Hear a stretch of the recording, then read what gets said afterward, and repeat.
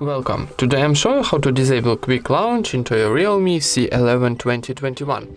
First of all, try block your phone and try double click to volume up key.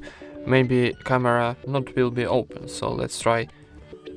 Okay, our camera is open, so need to turn off this option. So go into settings and in search of settings, write quick and press to search.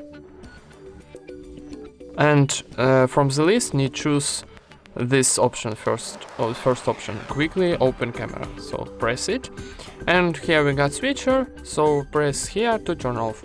And now when your phone is blocked and when you double click to volume up, camera is not open.